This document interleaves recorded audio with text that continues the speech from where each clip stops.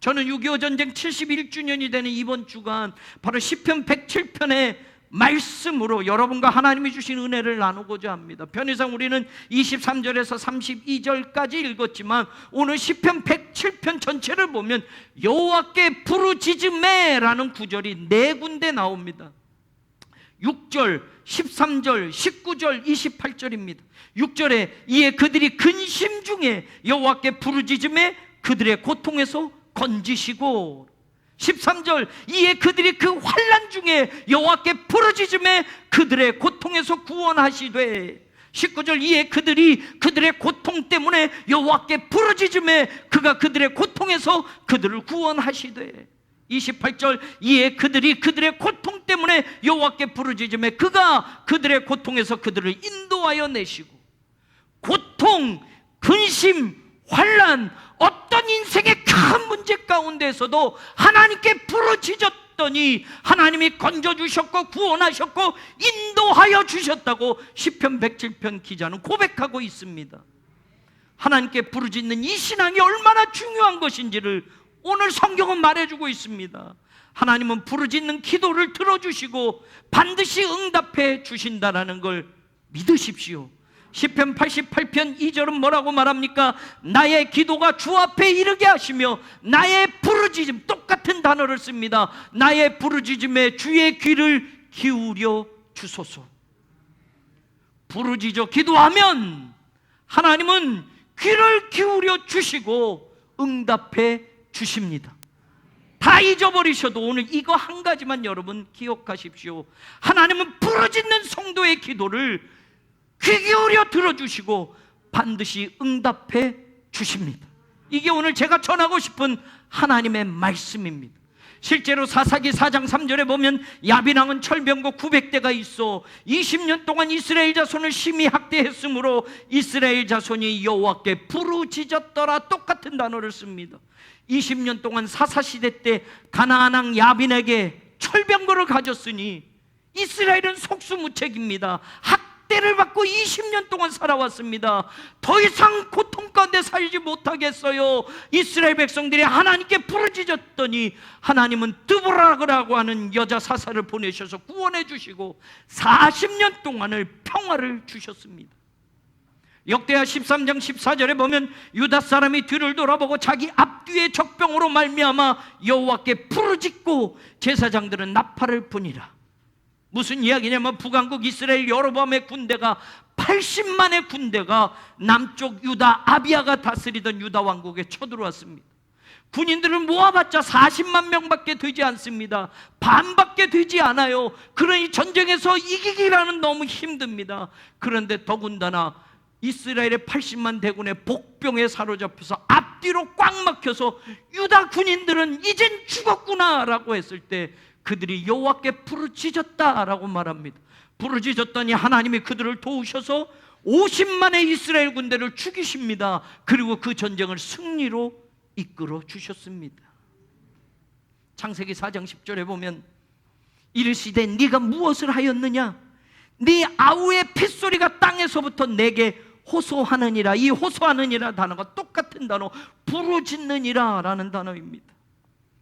동생 아벨을 죽이고 하나님 앞에서 모른 척 시침이 떼고 아벨이 어디 있는지 모른다고 하면서 내가 아우를 지키는 사람입니까? 라고 하나님 앞에 반문하며 따졌던 가인에게 하나님은 아벨의 피가 나에게 부르짖고 있어 라고 말씀하시는 겁니다.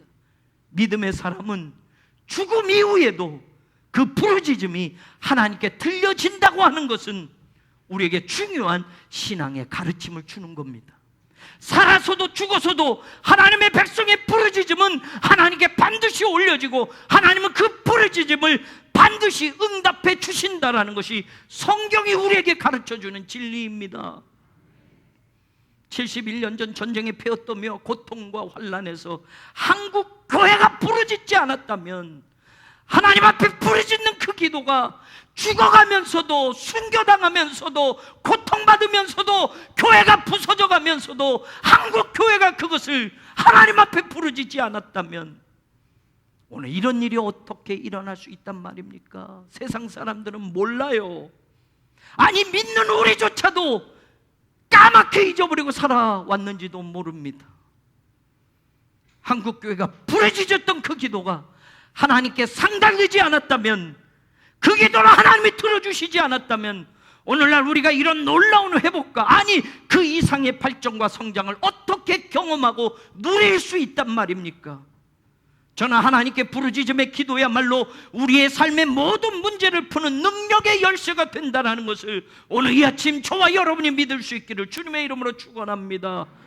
우리 교회도 마찬가지예요. 여러분 인생도 마찬가지예요. 부르짖어 기도하십시오. 하나님이 귀를 기울여 주실 겁니다. 하나님의 그 기도를 반드시 응답해 주실 겁니다. 오늘 본문에도 시편 기자는 외칩니다. 4절에 광야 사막길에서 방황하며 거주할 성읍을 찾지 못하고, 5절에 줄이고 목이 말라 영혼이 피곤할 때 여호와께 부르짖음에 그 고통에서 건지시고, 7절 바른 길로 인도하사 거주할 성읍에 이르게 하셨도다. 첫 번째 부르짖음의 응답을 이렇게 고백합니다.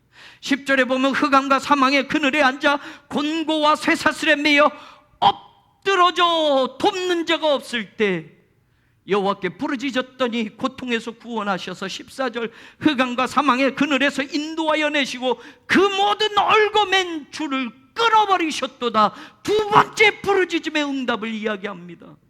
17절 죄악의 길을 따르고 악을 범하여 고난을 받아 사망의 문에 이르렀을 때에도 여호와께 부르짖음에 고통에서 구원하시고, 20절 하나님의 말씀을 보내어 고치시고 위험한 지경에서 건져주셨도다. 세 번째 부르짖음에 하나님의 응답이 이렇게 되었다고 말합니다.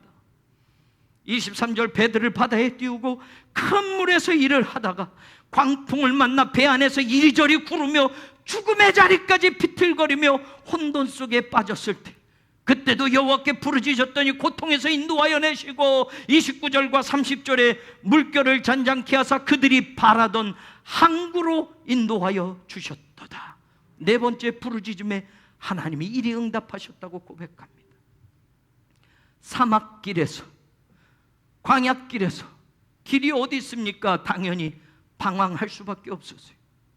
거주할 성읍을 찾지 못하고 방황했던 것처럼 인생의 목적을 잃어버린 삶의 자리에도 오늘날도 마찬가지라는 말입니다. 어디로 가야 할지 내 인생의 방향을 못 찾는 그런 안타까운 상황에도 하나님께 부르짖으면 하나님은 내가 거주할 성읍에 이르게 하시도록 인도하신다라는 것, 이것이 오늘 우리가 붙잡아야 할 말씀입니다. 죽음의 쇠사슬에 묶여서 사망의 그늘에 던져져 절망할 수밖에 없는 그 고통과 죽음의 두려움이 내 인생을 칭칭 동여매고 있어도 부르짖으면 그 모든 줄을 하나님은 반드시 끊어주신다라는 걸 붙드는 오늘이 되기를 바랍니다. 비록 죄악의 길을 따라가서 악을 범해서 고통받는 인생이 되었어도 그런 인생의 자리에서도 하나님께 부르짖으면 말씀으로 고치시고 치유하셔서 내 인생과 영혼을 위험한 지경에서 건져내 주시는 분이 부르짖는 기도에 응답하시는 하나님이라는 것을 믿으시기를 바랍니다. 인생의 바다, 큰 광풍과 거센 물결로 인하여 이리저리 굴러가며 죽음밖에는 남지 않은 것 같은 그런 절망의 순간에도 여호와께 부르짖으면 그 거센 파도를 잔잔케 하시고 우리가 꿈꾸는 인생의 배들, 그 모든 배들이 안전하게 정박할 수 있는 소망의 항구로 하나님 우리를 인도해 주심을 믿으시기를 바랍니다. 71년 전 6.25 전쟁으로 말미암아 고통과 절망과 사망의 그늘에 던져졌던 우리 민족과 우리나라의 모든 아픔을 한국교회 성도들의 부르짖음을 외면하지 않으시고 들어주셔서 우리를 살리시고 회복시키고 인도하셔서 오늘날 이런 발전과 번영을 허락해 주신 하나님을 우리들이 잊지 않고, 우리뿐만이 아니라 그걸 모르는 우리 다음 세대에도 하나님의 은혜를 가르치고 기억하고 감사하는 세대로 올바른 신앙의 교육을 이어가는 우리 교회와 성도들이 되기를 주님의 이름으로 축원합니다. 시편 기자는 여호와께 부르짖었더니 구원하시고 인도하시고 건져주셨다라고 말씀하면서 똑같은 후렴구를 이어가고 있습니다. 8절, 15절, 21절, 31절. 여호와의 인자하심과 인생에게 행하신 기적으로 말미암아 그를 찬송할지로다. 4번 똑같이 나옵니다. 그래요 여러분, 여호와의 인자하심과 우리 민족과 한국 교회에게 행하신 기적으로 말미암아 하나님을 찬송할지로다 라고 하는 이 신앙 고백이 이제는 우리의 고백이 되기를 주님의 이름으로 축원합니다. 부르짖으면 응답하십니다. 부르짖으면 반드시 거주할 성읍을 허락하십니다. 부르짖으면 죽음의 사망의 줄을 끊어내 주십니다. 부르짖으면 내가 죄악의 길에 들어설지라도 말씀으로 고치셔서 다시 돌이켜 주십니다. 부르짖으면 우리가 꿈꾸는 바라는 인생의 항구로 하나님이 안전하게 인도해 주십니다. 그 부르짖음이 오늘 우리에게 역사를 일으켰고 그 부르짖음이 앞으로도 여호와의 인자하심과 우리 교회와 우리 성도들에게 우리 민족에게 행하실 기적으로 말미암아 우리가 계속 찬송이 끊어지지 않는 성도와 믿음, 신앙으로 하나님 앞에 살아가는 복된 우리 모두가 되기를 우리 주님 예수 그리스도의 이름으로 간절히 축원합니다. 하나님, 71년 전에는 이 땅은 전쟁으로 인한 공포와 두려움과 폐허더미에 아무것도 바라볼 수 없는 절망의 그늘뿐이었습니다. 교회가 부서지고 목회자와 성도들이 죽어나가며 공산당에 의하여 짓밟혀 갈 때 하나님 부르짖는 성도들의 기도가 하늘 보좌까지 상달되어 하나님 우리 민족을 건지시고 구원하시고 살려주셔서 오늘 여기까지 이르게 하신 줄로 믿습니다. 하나님, 우리 민족의 아픔을 이제는 싸매어 주시고 정전협정으로 끊어진 이 민족을 68년이 지나오는 동안 이 산의 아픔과 전쟁의 그 흔적들과 상처가 아직 치유되지 않은 우리 민족의 이 고통과 아픔을 하나님 치유하여 주셔서 완전한 통일이 이루어지는 그날이 속히 오게 하여 주옵소서.